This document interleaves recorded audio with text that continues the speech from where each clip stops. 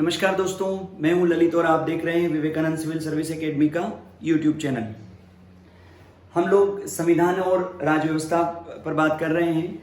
इससे पहले हम लोगों ने संविधान की ऐतिहासिक पृष्ठभूमि और संविधान सभा का निर्माण कैसे हुआ था उस पर बात की है, और साथ ही साथ इससे संबंधित जो क्वेश्चन जो एक अलग अलग एग्जाम्स में पूछे गए उसको भी हमने डिस्कस किया था, ताकि प्रश्न पूछने की जो प्रकृति है या उसका जो नेचर है क्वेश्चंस का वो हम लोगों को समझ में आए।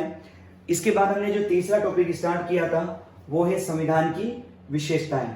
इससे पहले की जो क्लास थी उसमें संविधान की कुछ विशेषताएं हम लोगों ने डिस्कस की थी। थोड़ा सा मैं रिवाइज करवा देता हूँ। सबसे पहली जो विशेषता हमने डिस्कस की थी वो है विश्व का सबसे लंबा एवं लिखित संविधान। इसको हमने समझा था ये क्या है। इसके बाद जो दूसरी विशेषता हमने डिस्कस की थी वो थी अनम्य एवं नम्य संविधान। तीसरी जो विशेषता थी वो थी संसदीय शासन व्यवस्था का पाया जाना। ठीक है, आज हम लोग बात करेंगे फोर्थ या चौथी विशेषता पर। ये समझना बहुत जरूरी है। ठीक है, भारत का जो संविधान है वो संघात्मक के साथ साथ एकात्मक शासन व्यवस्था को भी दर्शाता है। ठीक है, अब यहां पर आपको वो चीजें समझनी है कि संघात्मक किसे कहा जाता है, यानी जो फेडरल स्ट्रक्चर है वो कैसा होता है और एकात्मक जो है वो कैसा होता है। ऐसी हमारी जो पूरी पॉलिटी है, राज व्यवस्था है, उसकी कौन सी विशेषताएं संघात्मक है और कौन सी विशेषताएं एकात्मक है। अब देखिए, किसी भी देश में संघात्मक व्यवस्था आप तब बोल सकते हैं जब ये खासकर दो तीन विशेषताएं उसमें हो। जैसे सबसे पहली है केंद्र व राज्यों के मध्य शक्तियों का विभाजन। भारत में है, अगर भारत में हम बात करें तो शक्तियों का विभाजन है और शक्तियों को तीन सूची में मुख्यतः डिवाइड किया गया है, जिसे हम बोलते हैं संघ सूची, दूसरा क्या है राज्य सूची, और तीसरा जो है वो है समवर्ती सूची। ठीक है, यानी काम करने के लिए जितने भी जो शक्तियां हैं, जितने भी जो क्रियाकलाप है, उसको हमने तीन पार्ट में डिवाइड कर दिया: संघ सूची, राज्य सूची और समवर्ती सूची। संघ सूची पर कानून या विधि बनाने का अधिकार संसद को है। राज्य सूची पर कानून या विधि बनाने का अधिकार राज्य विधानमंडल को है। और समवर्ती सूची पर विधि बनाने का अधिकार संघ और राज्य दोनों के विधानमंडल यानी संसद को भी है और राज्यों के विधानमंडल को भी है। लेकिन यहाँ शर्त क्या है कि अगर एक ही विषय पर संघ सरकार ने यानी संसद ने और राज्य विधानमंडल ने अगर कानून बनाया तो फिर संसद के द्वारा निर्मित जो कानून है वो प्रभावी होगा।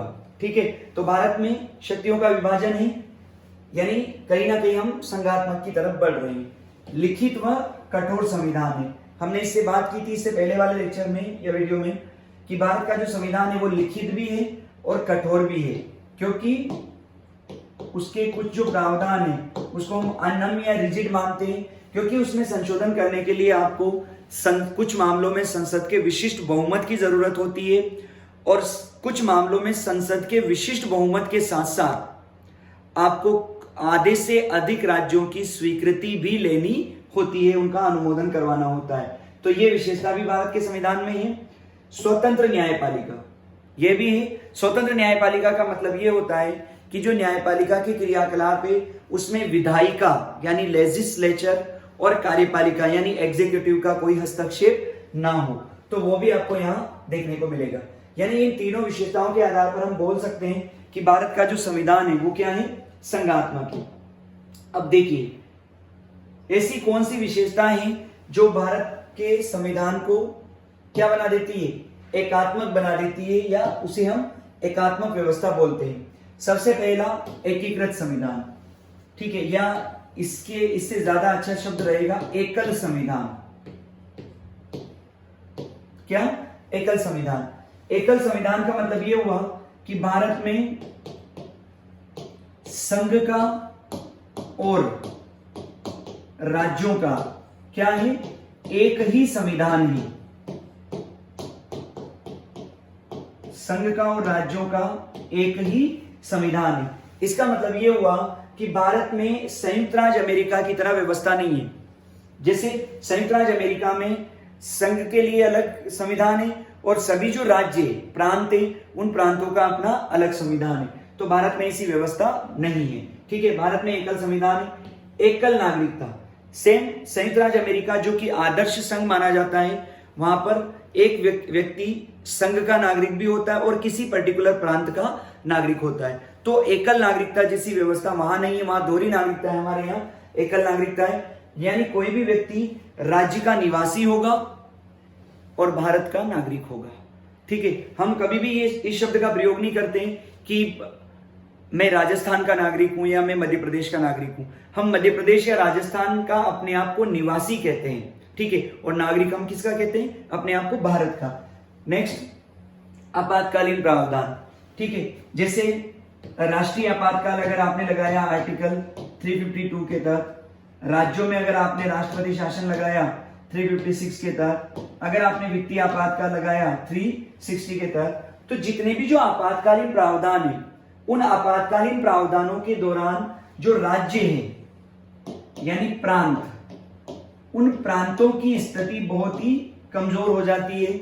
उनके अधिकांश कार्यपालिका और विधायिका और वित्तीय जो अधिकार है, वो अधिकार संघ में निहित हो जाते हैं, संसद में निहित हो जाते हैं। वहां पर भी संविधान क्या हो गया? एकात्मक हो गया। राज्यपाल का पद, संयुक्त राज्य अमेरिका के अंदर जो राज्यपाल या गवर्नर होता है वो प्रत्यक्ष रूप से जनता के द्वारा निर्वाचित होता है, जबकि भारत में जो राज्यपाल है, भारत में राज्यपाल की क्या की जाती है? नियुक्ति की जाती है। ठीक है, भारत में राज्यों का राज्यपाल किसके द्वारा? राष्ट्रपति के द्वारा नियुक्त किया जाता है। अगर राज्यपाल को नियुक्त किया जा रहा है, ठीक है, तो एक प्रकार से वो कहीं ना कहीं संघ सरकार के द्वारा भेजा गया व्यक्ति है। और बहुत सारे राज्य तो ये आरोप भी लगाते हैं कि राज्यों के जो राज्यपाल है वो केंद्र सरकार के एजेंट की तरह काम करते हैं। और कुछ ऐसे घटनाक्रम भी घटित हो जाते हैं, जैसे महाराष्ट्र में हुआ, गोवा का मामला हुआ, जहां कहीं भी ऐसे लोग, ये जहां कहीं भी संघ सरकार, संघ में जिस दल की सरकार है, प्रांतों में चुनाव हुए और फिर वहां पर संघ में जिस दल की सरकार है उसके विपरीत अगर जनादेश प्राप्त हो जाता है किसी अन्य दल को, तो फिर राज्यपाल की भूमिका बहुत महत्वपूर्ण हो जाती है। और वो जो निर्णय करता है वो कहीं ना कहीं झुकाव को दर्शाता है संघ की तरफ। इसलिए बहुत सारे राज्य ये कहते हैं कि जो राज्यपाल है वो केंद्र सरकार के एजेंट की तरह काम कर रहा है। ठीक है, नेक्स्ट, अखिल भारतीय सेवाएं। हमारे यहाँ वर्तमान में ये अखिल भारतीय सेवाएं जैसे IAS, IPS, IFS यानी इंडियन फॉरेन सर्विसेज नहीं, इंडियन फॉरेस्ट सर्विस। ठीक है, Indian administrative service, Indian police service और इंडियन फॉरेस्ट सर्विस, ये 3 अखिल भारतीय सेवाएं हैं। ये भी संविधान को कहीं ना कहीं एकात्मक बनाती है। कैसे? जो अखिल भारतीय सेवाओं के जो अधिकारी है, उन अधिकारी का भर्ती, रिक्रूटमेंट और ट्रेनिंग से संबंधित जो क्रियाकलाप है वो यूपीएससी के नेतृत्व में होता है। संघ सरकार या भारत सरकार का जो कार्मिक विभाग है वो सारा ये काम देखता है। राष्ट्रपति के द्वारा इनको नियुक्त किया जाता है और फिर ये लोग राज्यों में काम करते हैं। संविधान का अनुच्छेद 311 ये प्रावधान करता है कि किसी व्यक्ति को जिसे नियुक्ति दी गई है उसे नियुक्ति देने वाला या उससे ऊपर का अधिकारी ही डिसमिस करेगा, बर्खास्त कर सकता है। तो जब राष्ट्रपति के द्वारा अगर नियुक्ति दी गई है तो उस व्यक्ति को बर्खास्त करने का अधिकार भी किसके पास है? राष्ट्रपति के पास है। ये लोग राज्यों में आकर काम करते हैं, जैसे कलेक्टर के रूप में, एसपी के रूप में और फॉरेस्ट ऑफिसर के रूप में ये लोग काम करते हैं। इस दौरान अगर कुछ गड़बड़ होती है या राज्य सरकार अपने अनुसार काम करना चाहती है तो वो इनको केवल निलंबित कर सकती है, गलत होने पर वो इनको बर्खास्त नहीं कर सकती। बर्खास्त करने की जो फाइल है वो फाइल आपको कहां भेजनी पड़ेगी? राष्ट्रपति के पास भेजनी पड़ेगी। राष्ट्रपति कार्मिक विभाग और गृह मंत्रालय से सलाह मशवरा करके फिर निर्णय लेते हैं, वो अलग मामला हो गया। लेकिन कहीं ना कहीं जो अखिल भारतीय सेवाएं हैं वो भी राज्यों के जो अधिकार है उनमें कमी कर देते हैं। बहुत सारी बार राज्यों में मंत्री ये शिकायत करते हैं कि उनका जो सचिव है वही उनकी बात नहीं सुन रहा है या नहीं मान रहा है। तो ये भी संविधान को कहीं ना कहीं क्या बना देते हैं? एकात्मक बना देते हैं। इसके अलावा नेक्स्ट है क्या? एकीकृत न्यायपालिका। एकीकृत न्यायपालिका का मतलब ये होता है जैसे हमारा जो पूरा जो सिस्टम है, आगे हम इसको डिस्कस करेंगे।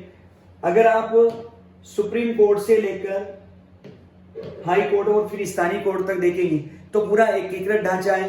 यानी स्थानीय जो न्यायालय है उसके निर्णय के विरुद्ध आप हाई कोर्ट में जा सकते हैं, हाई कोर्ट के निर्णय के विरुद्ध आप सुप्रीम कोर्ट में जा सकते हैं। तो ये भी कहीं ना कहीं संविधान को क्या बना देता है, एकात्मक बना देता है। इसके बाद नेक्स्ट जो है वो है संसदीय संप्रभुता और न्यायपालिका की सर्वोच्चता का मिश्रण। इसको आप समझिए, संसदीय संप्रभुता का मतलब क्या होता है। जब भी ये शब्द में प्रयोग में लिया जाता है संसदीय संप्रभुता, तो इसका मतलब होता है कि जो संसद है, संसद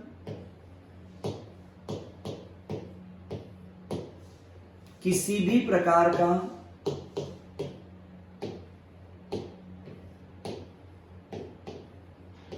कानून या विधि, संसद जो है वो किसी भी प्रकार का कानून या विधि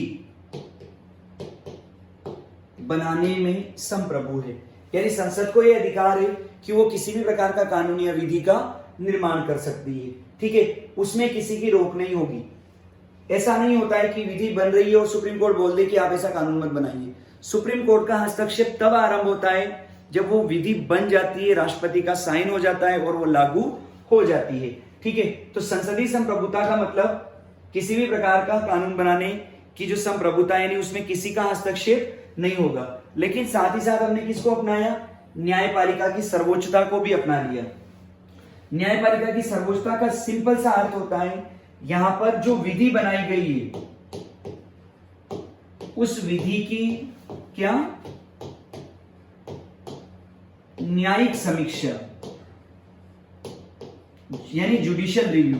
जो भी विधि बनाई गई है उस विधि की जो न्यायिक समीक्षा है वो करने का अधिकार न्यायपालिका को है, ठीक है। संसद ने विधि बनाई, बनकर तैयार हो गई, लागू हो रही है और आप उसको सर्वोच्च न्यायालय में चुनौती दे सकते हैं, ठीक है। आपने सर्वोच्च न्यायालय में चुनौती दी और सर्वोच्च न्यायालय को ऐसा लगता है कि बनाई गई विधि संसद का संविधान का उल्लंघन करती है या जो संविधान की भावना है उस भावना के विपरीत है, तो ऐसी विधि को सुप्रीम कोर्ट समाप्त कर सकता है, ठीक है। हाँ, अगर सर्वोच्च न्यायालय ने इस विधि को समाप्त कर दिया तो संसद को वापस अधिकार है कि वो ऐसी विधि निर्मित कर ले।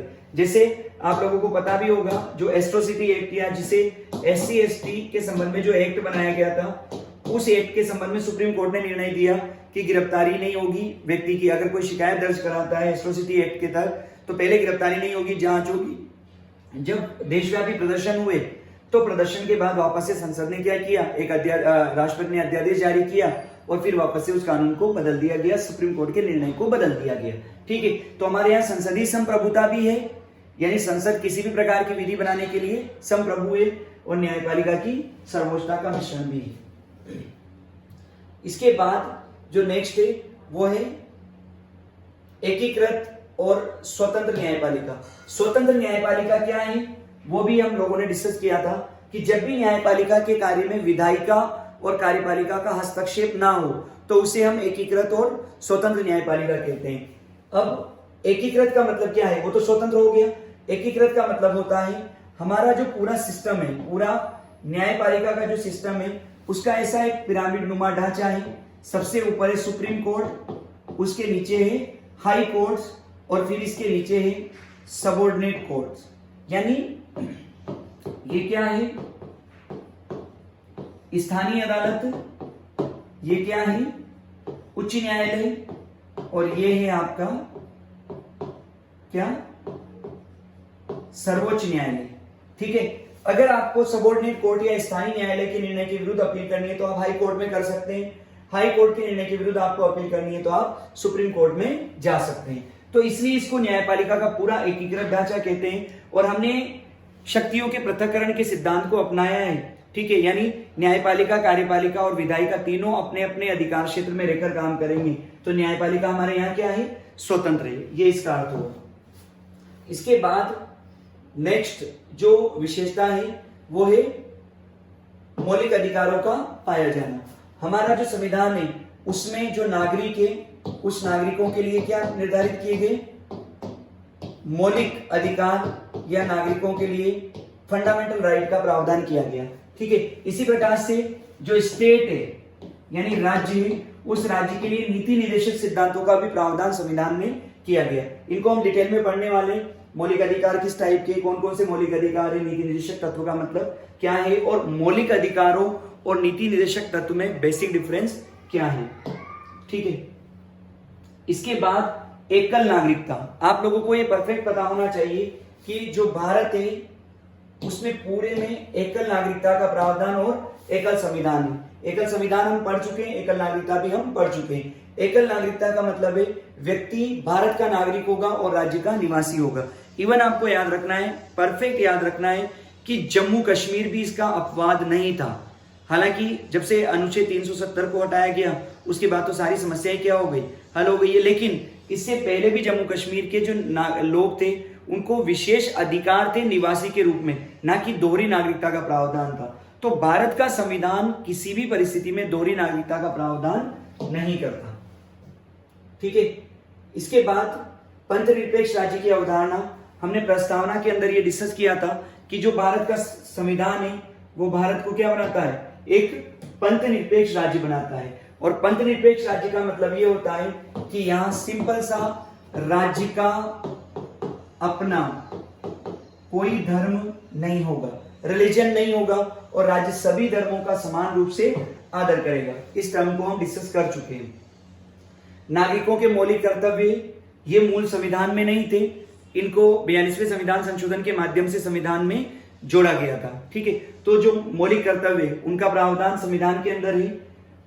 नेक्स्ट, आपातकालीन प्रावधान ही अभी हम लोगों ने बात की थी, अगर आपको पता हो तो, कि हमारा जो संविधान है वो 3 प्रकार के आपातकाल की बात करता है। एक जिसे हम कहते हैं राष्ट्रीय आपात, ठीक है, जो प्रभावी होता है अनुच्छेद 352 के तहत। दूसरा, राज्यों के अंदर क्या,